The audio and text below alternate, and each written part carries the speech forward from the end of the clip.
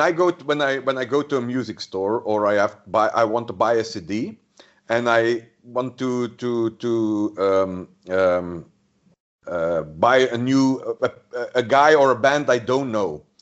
And I'm searching, and I will always search if they have a live album out. And then the first thing that I take is the live album, because everybody can sound good in the studio, but on live on stage, yeah, it's what it is. You're good or you're not good, and you can hear it. But in the studio, everybody can sound like a star, because you can manipulate and you can cut and you put some auto tune on the voice so you don't sing out of tune. Yeah, it's simple. Everybody can make a record in the studio, but not live. And I bet you that's something that's really has changed in the last 30, 40 years. Because you hear back in the day that analog and bringing the trucks in, I don't know if they still do the truck stuff, that term, should I say, for big recordings, But now with all the different, a lot of groups are not together, you hear, and they're making it differently, the albums together. So that brings a whole different thought pattern. But everything comes back, like in the past, we used the tape recorders and in the studios, and then everything went digital. And now everything is digital. And now there are studios to go to analog again, because, yeah, there is nothing like the analog sound. But yeah, it's a harder job. It's more work. How do you say it? It's more work to record analog, but the depth and the warmth of an analog sound you can't get digital. It's not possible. I heard somebody explain it to me. It's like that square. The digital, it just squares off the sound. The analog still got that little peak a little bit, but it just squares and squares and squares, and that's where the richness comes. What we did, like the live album is recorded in a digital form, but it is mastered through an analog table. So to give it the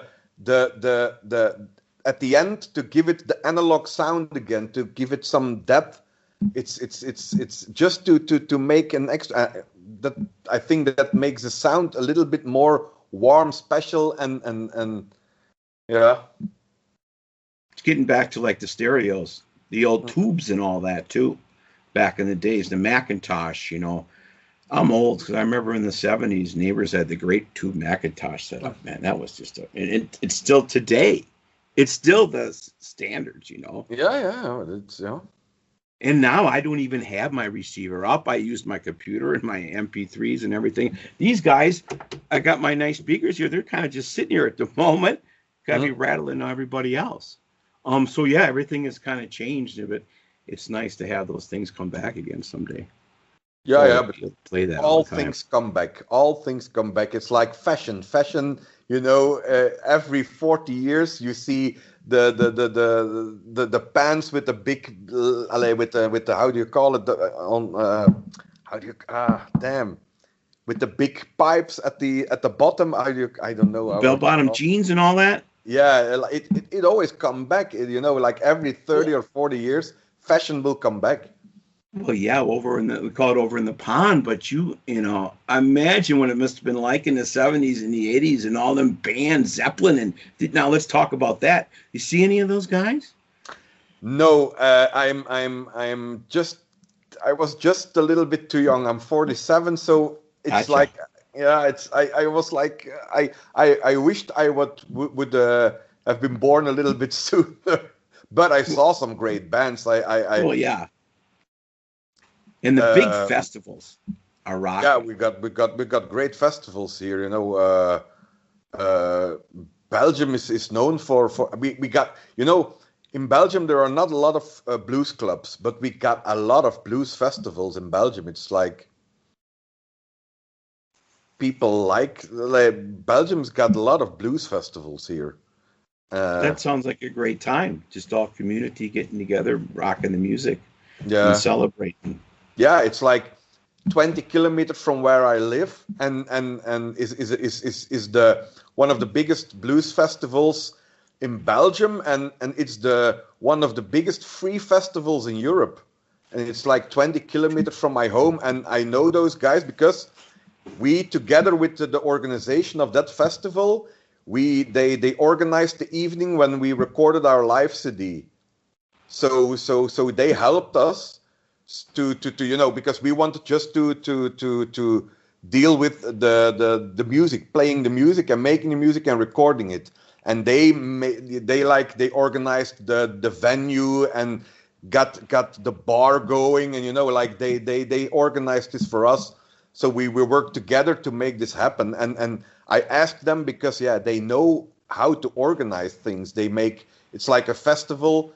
I think about 10,000 people come there every year, so they know what they're doing, and we work together with them. And it's in my hometown nearly. It's like 20 kilometers from home, 20 minutes drive, and I'm at the festival where I can see Walter Trout, I can see all the big blues names. So I saw John Mayall there, Walter Trout. I saw Congratulations. Speaking of that, you're on the charts, man. You are rocking the charts with all those. Yeah, it was. I didn't expect it. It was like, okay, we came in on the Roots Music Report. We came in the blues rock charts. We were number 9, and in the UK we were chosen as pick of the month in December. Yes. And we are now the charts of November came out, and we were on the 4th position. So, and in December they will play our music extensively. So next month I think we will be higher, maybe number 1 again. Like in 2018 we were number 1 also. So I hope we can be number 1 again. It's like it's a dream. It's like crazy. I never expected when I started this band. Never would expect this. Yeah, congratulations, man. That is just great stuff. Again, oh my. Thank you, Nico, the Bluesbones. Nico is my guest today on the Skype Improv. We were going to be live on my speaker, which is playing the music right now.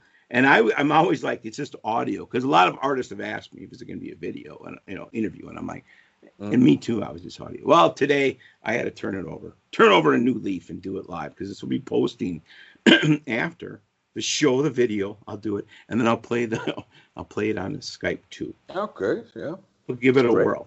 Keep the promo going for you, bro. And I love it. Again, our time difference, like 5 a.m. I woke up and you got a text from you and new jams. I love to get the new jams and send the love my way. So that is great stuff. Speaking of the the community, the blues have that great jamming thing in Memphis every year, the International Blues Competition. Everybody comes in the States. Would you guys come? They have European, I imagine, people there too, because that's the one thing I found about blues. It's a community. Every state in the U.S. has one, and then they all have a party. You guys over in the U.K., my buddy A.G. Weinberger over in Hungary, he's rocking over there. I've been on him. He's been on my show quite a few times too. Yeah. They had a big blast at Budapest last year, another blues. So yeah, and they had great. One thing I've noticed, you guys got great quality of the live streaming shows that I saw last year, even before the pandemic. Yeah. The problem is, Belgium, when you win the Belgian Blues Challenge, you get sent to the European Blues Challenge. But Belgium doesn't send a band to the International Blues Challenge, like Holland. Our neighbor country, they sent a band to the International Blues Challenge, but Belgium doesn't do it. But I know that all bands can sign into it, but you don't need to win a blues challenge at your country to participate in America, I think. But it's the problem is it costs a lot of money, to get a band to America and fly there and to play on the Blues Challenge, and it's not that easy. It's an expensive. Oh gosh, yes. Oh yes. Expensive thing. So yeah. It's a lot. It's a lot. But it just sounds amazing because that thing's like a big relay race of music. They only got so much time to set up when they play, and it's interesting. I've had Bridget Purdy on the show, and Lawrence Lebo, and Dee Miller, and all them tell me about what it's like over there, and that's cool stuff. You only got 20 minutes to prove yourself, so right. Yeah, that's a lot. And funny story. Sure. A story I wanted to tell you is like when we played on the European Blues Challenge. It was in Denmark. There was in the jury Mike Vernon. I don't know if you know him. He's a producer. He worked with David Bowie. He worked with Eric Clapton. He worked with Peter Green. He worked with Fleetwood Mac. Yeah. So, and he was sitting in the jury, and he worked with, I know, my idols. He worked with Eric Clapton. He worked with So after the show was finished, then we were in the backstage and we were cleaning up. And he walked by and he came up to us and it's like, and he said like, hey, I really enjoyed your music. Something happened on stage and then I gave you the maximum of points but I'm only one of the sixth. So we became second and not first. But he was like, and I was like, oh, thank you, sir. Thank you. And I was like, I didn't know what to say because, like, oh, thank you. And the only thing I could say to him, thank you. Oh, thank you. And it was like, I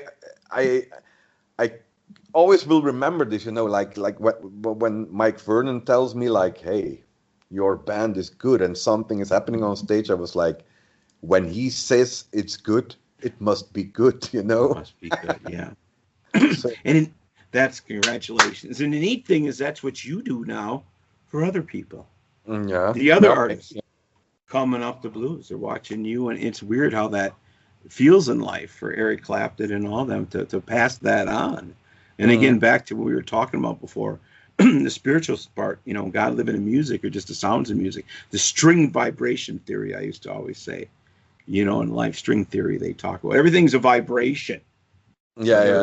Whether it is, and it hits you somewhere in your heart and your being and all that, and communicating with you. So, and I think you guys are booked, aren't you? I was looking at your stuff. Don't you supposedly have stuff coming up, or is that last year's? I was looking at your charts. No, we have things coming up, but we don't know if they will happen because we have normally our first show now is at January the 3rd of January. And it is in Holland, but the show was sold out, but they now are restricted, so they only can allow 30 people in the room, and they sold much more tickets. So I don't think they will that it will go on because if they only can allow 30 people inside the room, they can only allow 30 people inside the room.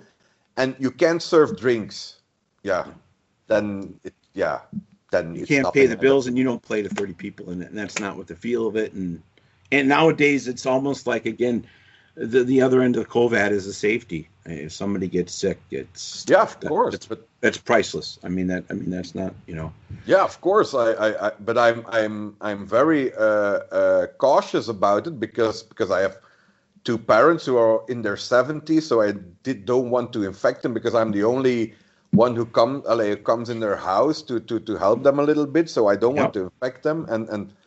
But I guess I think not much will happen in live music before April or May, when the weather gets better and you can get gigs outside again. I think when gigs can be played outside again, then things will happen. But I think before spring is in LA, spring is here. I don't think a lot will happen because it's too dangerous inside. Yeah, you're right. Coming into the winter time in our hemisphere. Now my brother, he's in South America, so he's rolling into the summer now down there, and he's in Santiago, Chile. Obolo chocolate. OBOLO, everybody. Obolo chocolate from my brother from the States here in the Milwaukee area. Yeah, he's been down in South America for like 20 years. It's his nature conservancy hat I got on here Yeah, for the okay. show. So yeah, that's what brought him down that way. Besides a lady, you know how that always goes in life. But so yeah, they're changing the seasons, but they've been in lockdown like you for